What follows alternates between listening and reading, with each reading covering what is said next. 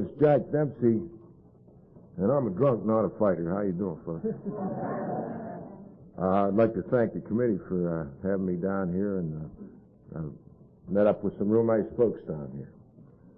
I'm a recovering Yankee also, but that's not what I'm going to talk about this morning. I have a talk I give about me, you know, and whatever comes out of that comes out of that. I hope it helps people. I hope there's somebody out there that helps. I feel real good when I say something and I can see somebody's listening. I think, damn, you know. Because I'm not afraid of things I say anymore, even though sometimes I swear too much. I deliberately try not to swear a lot. And Dick Martin, one of those tapers, said, don't worry about it, Jack, just makes your tape shorter. I'd take half of that out. But I probably don't use any filthier language than network news, and I want to let you know I don't deliberately mean to hurt anybody that's real offended by that, you know. But I get all wound up sometime and them words pop out, you know. I jump into that past when I'm talking, you know. And there's only certain words you can use to describe things. You're gonna go to plenty of meetings and hear plenty of refined people, and surely you're getting bored with that. You know what I mean? I went to a meeting. They wrote on a program, a plumber's version. You know, man, I couldn't believe it. You know, normally would not mix. You know, who the hell talks to their plumber? You know, the housewives and that, they stay out of the way because you're under that sink and your pants always get down somehow. I don't know. And I just wouldn't feel right if that didn't happen. You know. And I'm conscious about that, and you know, it makes me, I don't like people, get out, go somewhere else in the house and let me destroy this part over here by myself. But, I was 18 or 19 years old, and I was sitting in a bar drunk and reflecting on why everything was a wreck. Why was my life a big sack of monkey puke, as opposed to everybody else was just fine? Or at least they said they were fine, and I believed. I didn't believe anybody unless they said, I'm doing good. Then I believed that for some reason. But I was sitting there drinking and wondering about why I was in this mess. And what the outcome of this was going to be. How long was this going to go on, and what was going to happen? And I come up with answers then that I took all through my drinking. I adapted all these answers I come up with. And I drug them even into AA until a couple years into AA when AA sort of beat them out of me, you know.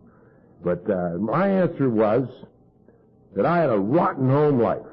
I know you had a good home life. I had a rotten one. And I had a working mother, which wasn't real popular in those days. Everybody else's mother was busy making pies and doing for their children. And mine was out working third shift or something in a railroad.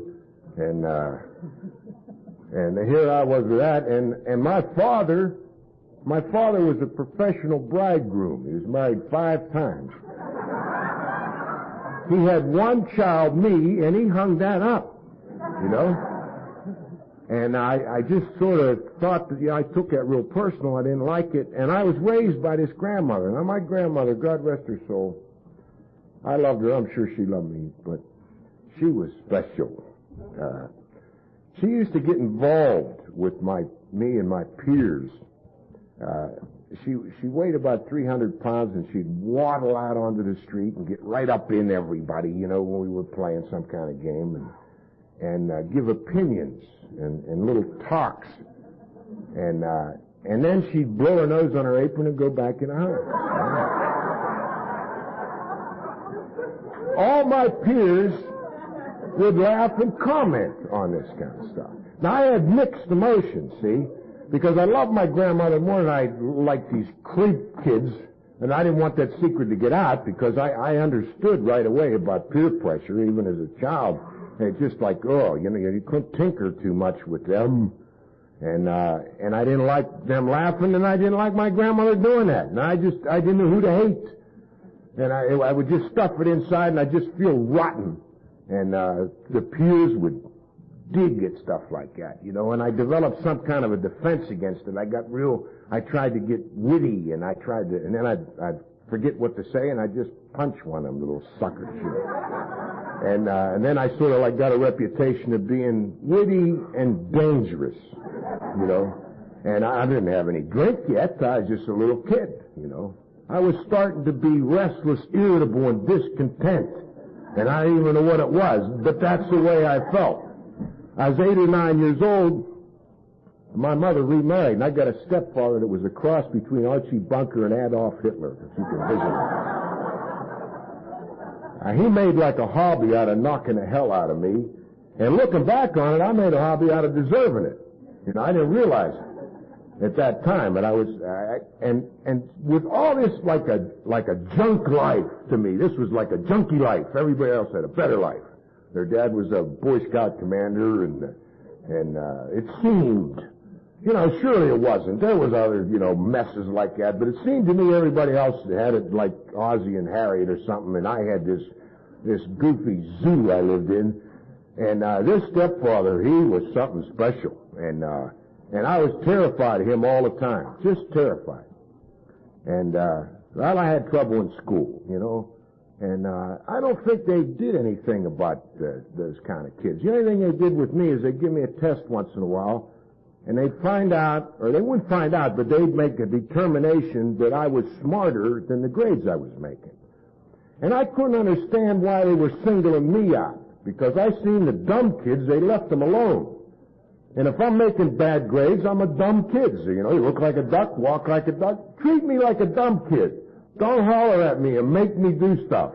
Just let me know they wouldn't do that. You know, they just kept prodding me, and I would drift. My mind would drift that I wouldn't want to be in school. I wanted to be outside. I didn't want to learn stuff like the capital of Alabama and that. I wanted to know why you couldn't stick a cat's tail in a light sock. You know, it's the kind of things that interest me. And so, like, I just was like restless, and I couldn't get in the mainstream of things, and consequently, I felt like the world was out there like a tiger, and I had a whip and a chair all the time, and I was getting weary. You know, I want somebody else guard the door while I rest, because just them, they want you to do this and eat that, you know, and I couldn't understand about God neither. Why would he make ice cream bad for you and spinach not? You know, I mean, it just was stupid. This is a stupid God. And I would ponder things like that. You know, when I would have too much idle time or something. I'd just think about crazy stuff. And I remember hearing a speaker in AA one time saying he was sitting on a railroad bank drinking wine and watching all these trains. And he said that every day 6 trains would go north, and one train would come south. And he said, you're going to end up with all your trains up north, you know. And I thought, you know, this kind of thing bothered me. And other people never seem to see that kind of stuff. I just don't understand it. And, but I'm like, that's a different perception, and then people raise their eyebrows when you make comments. So if you're like me, you quit making comments, you know. You know, I'm thinking to myself, what the hell's wrong with that? You know? And you know, it's actually silly. One of the most traumatic, I don't think I ever mentioned this to Lee, one of the most traumatic things that I ever remember as a child was so silly that I could hardly say anything about it when I laugh myself today. But I remember I was belonged to a Methodist church, and I don't know how old I was. I must have been only 6 or something like that, or something. But the Second World War was coming to an end, or it just ended, or something. But they were running the movie The Greatest Story Ever Told, you know, old grainy black and white. They were showing it, and when they drug Jesus off to you know, I was all into Jesus, and I was the ones in Sunday school that listened. Everybody else would hit me with gum bands because I was looking for something. I was in Sunday school listening and wanting this, you know, because they said this is good stuff. And the other kids, you know, they didn't have a watch, but they couldn't wait to get out of there, and they're just acting up and that. And I'm listening. They hit me with gum bands and that while I'm watching this movie. Part comes they're dragging Christ off, and he's got the thorns in his head, and they stab him in the side and all. I'm thinking all this. See, I'm crying. And I'm trying to not let anybody see me cry, and then they call attention to it. Then everybody laughed, and then I lost it. And there I am, this pathetic little kid, and I'm screaming at the Sunday school. I don't care how loud I got now, see? Like you don't get loud in church or in Sunday school. And I'm just a kid. And I'm getting loud, and I'm telling them, this wouldn't happen if the Marines were there. You know, I was all pumped full of that Second World War. You know, they were saying things like that, saying about the Marines and airborne and all that kind of stuff, man. And I visualized the Marines being there and just kicking ass. Take them off that cross and kick ass. And I wanted to believe in something. You know? But I was ridiculed beyond the point of my endurance at that time. And something in me just like closed down, you know? And I got different. So later on when I got this stepfather, my stepfather drank too much. Can you believe that? And he was a hard guy to deal with. He was a cement block with hair on it. That's what he was. And he used to do crazy drinking type escapades. And I remember one of the things he did was he bought chickens one time. He bought live chickens. And he got a big cage like 40 live chickens. He brings them home drunk. He tells me to kill the chickens. I'm 10 years old or something like 11. I never killed a chicken. I'm in the city. You know, I never seen chickens. I don't know if I see them before that. But anyway, I brought the chickens, and I got to kill chickens. I said, I don't know how to kill chickens. So I'll show you how to kill a chicken. He gets a chicken, he puts 2 nails in a board, sticks its head in there, and he chops its head off. He got these big ham hands of his. He's holding the chicken. The chicken just moving a little bit. There it up, and he sticks the chicken in this cardboard box. And he said, it's simple, you know. So he goes to bed. I get the chicken. I gotta kill these chickens. You know? I mean, I'm already I'm gonna get in trouble if I don't do it. Ain't no sense in going to my mother. I don't want to hear it. Do what he says and shut up and whatever. And so I got these chickens and I'm looking at chicken. I said, I like chickens. I don't want to hurt no chicken. But I got it killed, so I take the chicken out and I do what he did. I put it in between those 2 nails. And I chop its head off, and I got these little 11-year-old, 10-year-old hands of mine, and that chicken is gone. Now, chickens, if you ever notice, if you kill a chicken, they do more in that minute than they've done their whole life when that head's gone. And it's running around, it's getting blood on me, and it stinks. I don't know how you can eat chicken. It stinks, and it was a big deal, and I'm disgusted. Now, the next chicken I get out of there, I'm mad. I grab that rotten chicken, and I want to cut its head off, man. And I cut its head off, and I floated it in a box, and I put my foot on top of it, and a thought came to my mind, what am I, some kind of an apprentice serial killer or what? How can my mind just go like that? From all this compassion, them 11-year-old boys ain't supposed to think shit like that. And I had, if I knew from past experience, I'd say to my stepfather, hey, listen, I had this, shut up, he'd say. There's a ton of sand up there, move it. You shouldn't think, And I tell my mother's eyes would cross. She'd think I was getting nutsier and she's going to have to put me in a home or something. Because, I was already doing crazy stuff. I threw a can of rocks in a paint can over a hill, sort of like a mortar attack on this neighbor kid. And my mother was getting caught up in my shenanigans, And I'd done things to my mother, too. I learned tricks, and I'd ask when I'd see something interesting. I remember taking every glass in the house and fill it with water, put wax paper on it, put it on the kitchen table, and pull the wax paper out. So she'd come home from work. I was mad because she was at work, and she'd come home and all her glasses are full of water, and I hid the buckets, too, because I knew that's the first thing she'd want to do was get a bucket so she could pull them over the edge. Well, I fixed that. So she had to use a little pot and pans and stuff to get that out of there. And, but these are the kind of things that come to my mind all the time, And, so by the time I was in junior high school, I was getting into some pretty serious trouble with school. When I went to a nice school with girls and boys, football team and everything nice. And, I didn't blend good. And I played, I was into it when rock and roll was brand new. I was into it. I played drums. I had a little group. And I had already got in trouble for forging library passes and selling them and smoking cigarettes, and I sold dirty pictures. You could see the same thing on home box today. I was 40 years ahead of my time, you know. But they were really snotty about that in those days. I mean, Jesus, you know. You probably got 5 or 6 years of hard labor for having your fly come undone or something, you know.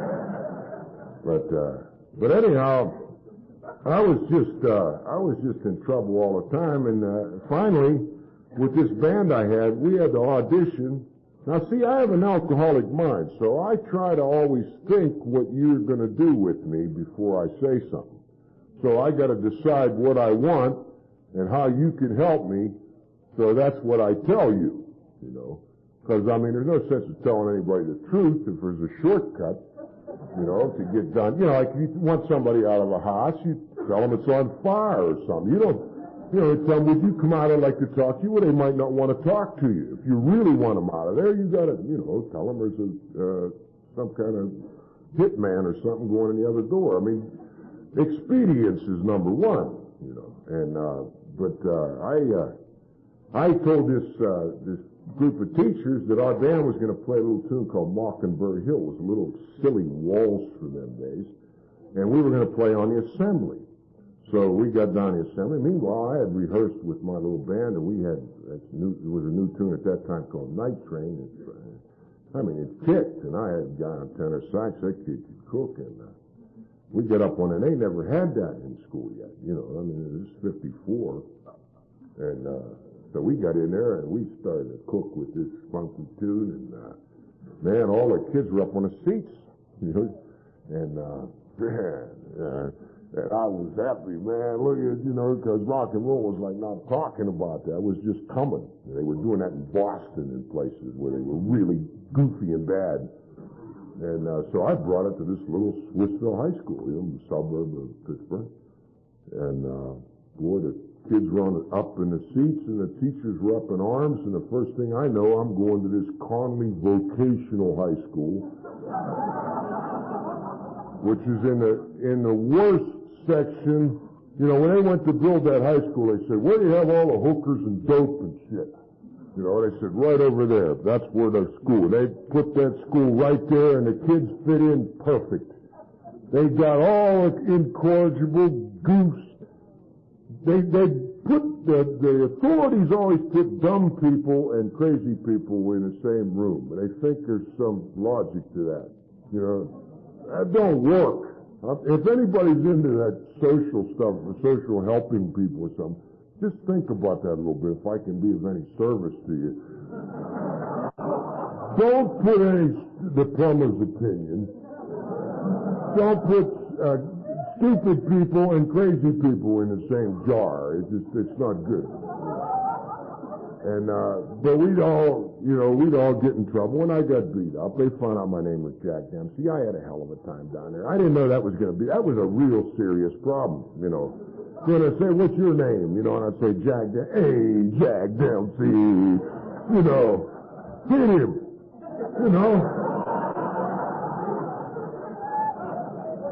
And you majored in two things down there. You know, there was one major and one minor. You could crime or alcoholism, whichever you want. I think they've got 3 curriculums now. They got drugs down there now. But when I was down there, it was just alcoholism and crime. And I majored in alcoholism. Some of the other fellows are probably in jail right now.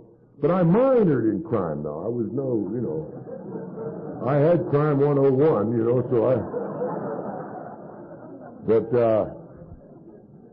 I had a hell of a time down there, and I finally got out of there.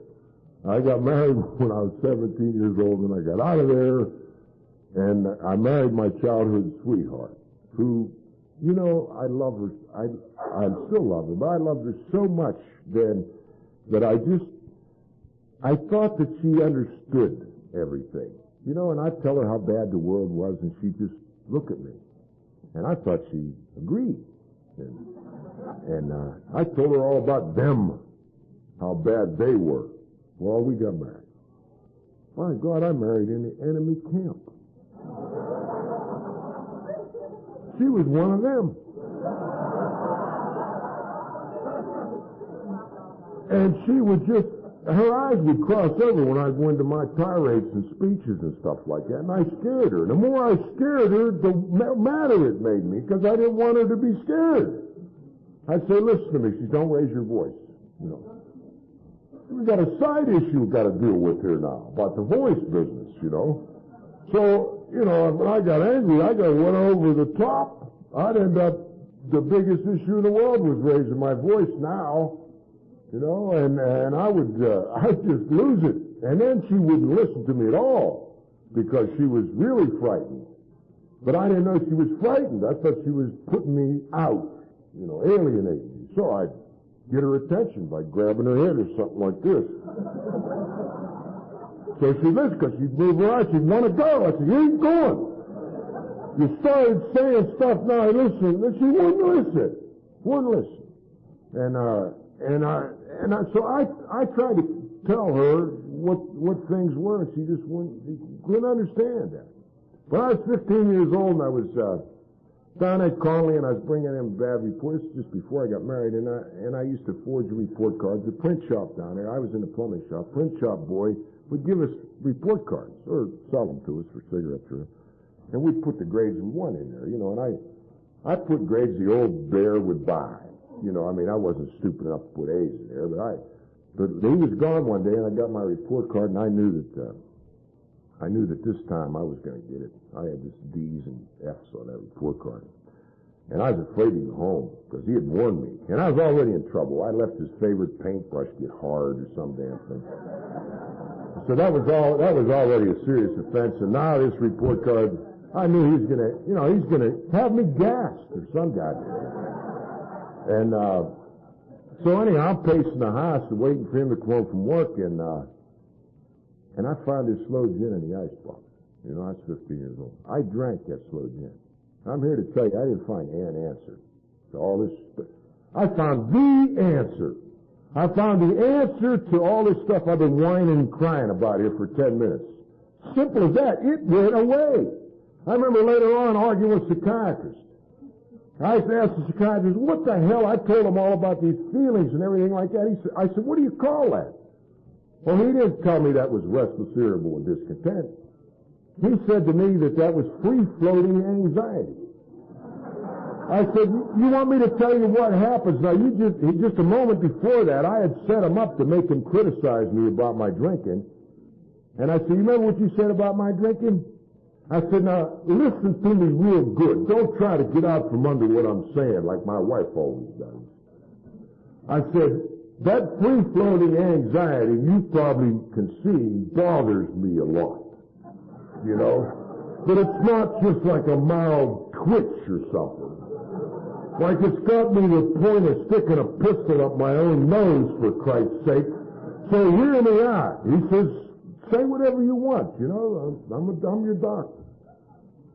I said, when I drink whiskey, the goddamn free-floating anxiety goes away, you silly son of a bitch. Now, how can you tell me on one hand not to drink whiskey, on the other hand, you got this free-floating anxiety, you ain't gonna do that. You know? I don't care what reason them social drinkers drink. I know they don't feel like I do when I drink. I don't know, they just do cartwheels when that whiskey gets in. I say, yes! I invented the term, all right. You know? But that's what that booze done for me, and I knew from past experience anything that I liked that much nobody else was gonna want me to do it. I knew it. Because they didn't want me fooling around with girls. I discovered them in third grade, and boy, what a long wait that was to find it. But the little tinkering I did on that area was frowned upon.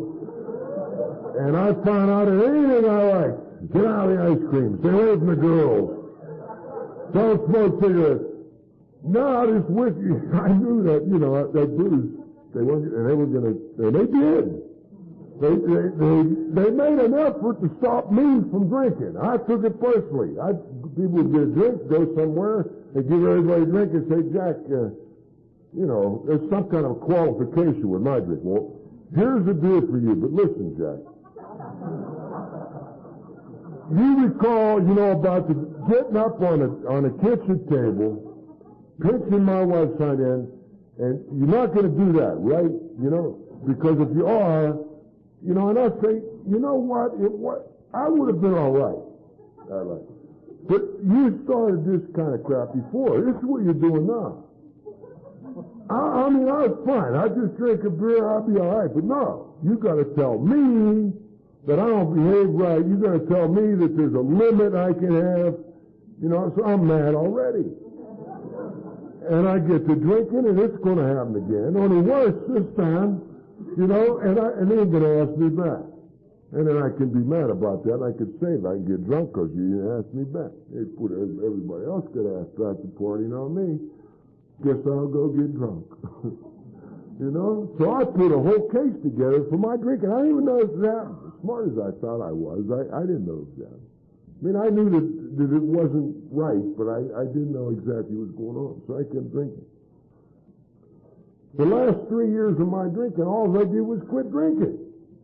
And I drank more than when I was quitting than I ever did when I just drank. My wife tried to stop me from drinking, tried to help me with stopping drinking. I got so sick, my stomach was so bad that our doctor told me, you gotta quit, you can't drink. You're gonna die, you keep drinking. God almighty. Sorry. I smoked marijuana for 6 months till my stomach healed,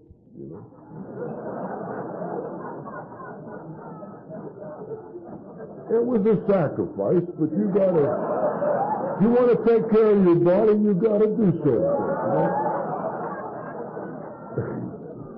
And, but my wife had little things. My wife, I think, thought that if you can't be a family, if you got this raging, marginal psychopath in a house, you could at least try to look like some kind of a family. So she had her version of what a family ought to be. Now you got to bear in mind, this girl got to have a couple bolts missing to even get mixed up with somebody like me to begin with. Then to hang in there is something else again. Nobody could love somebody that much. And I'm sure my wife loves me. She must. But it took a little more than that. It was like a challenge or something. But she used to dream up family scenarios and then put them into play. And I'm going to give you, somebody asked me to tell this story, so I'm going to tell it. I haven't told it for a while. But a typical thing in this family values type deal, not to hurt anybody's feelings for that, but typically I got drunk on payday. I used to get paid on Thursday. If you don't get drunk on payday, there's something wrong with your alcoholism. That's what I'm not the kind of drinker that wouldn't get drunk on payday. You have to. All the guys, let's get drunk. We don't. And so then Friday, you have to go out, all them roadhouses, them bands thumping out there. Man, you got to get out there. When you're a young man, hell, you got to go get drunk some more. And then Saturday, I'd get drunk 2 or 3 times. I'd get drunk and I'd come back home, and sometimes I could go right back out. Sometimes I had to get money. Sometimes I had to go in her purse and sneak in her purse and get money. She used to go home. I hated that. It was so unmanly. She'd say, she hid money from me. She'd get, how much you need for coffee and gas, and take care of that little purse. And I was always feeling guilty that morning when she did that, so I couldn't make my scene yet. And I just hated it. And I'd get money, and I'd go back out and get drunk some more. Well, Saturday, I'd really, by that time, I'm real bad. Sunday morning, when I come to, it would be her. She'd have a dust mop or something, and she'd take the handle, stick it in my side. It'd get me up Sunday morning and twist it, and I'd feel that in there, and I'd get up. Now I got a monumental hangover. I've been drinking, 4 days or something, and I'm sick. And I can't imagine what she wants. What? So we'd have to play that game. And I don't want to play the game, throw up. You don't have to. Just do the opposite of AA. Just don't let go. you know. I'd stand there and it would just well up in there and I'd pull it in. And my nose would run and my eyes would water, my ears would ring, but by God I wouldn't throw up. I wouldn't dare, you know. And people would look at me when I was doing that. And it seemed to me, they would say, what seems to be your trouble? God, I hated them. I didn't want help. You know, I didn't want people to help me. Get away from me, you know, because anytime somebody helped me, they help me get in somewhere where I'm trying to sneak in, not being seen. So, no wonder you got to try. Here's a light. You need a light to get in there. All right, you know. And so I didn't do things the way other people did, and I didn't want their help. I didn't want their interference. And I'd be in front of that animal. Now, me, my wife, and my daughter. My daughter's scared. Over the years, I found these things out. My daughter was afraid to be in this family setting. My wife had no fear. My wife, she's out there where there's officers and every other thing. And certainly this jerk isn't, you know, this is my turf she's on, you know, in a zoo, a church or something. This is her turf. And I felt so humbled by that. And I'm standing there and I'm thinking, what am I going to tell her? All the stuff I did in those 3 days are all coming to mind now. Oh, Jesus, you know, I got to call him, you know, and then I'd start to be real sick and I think I got to get a drink or I'll never unscramble what I got to do. And I'm envious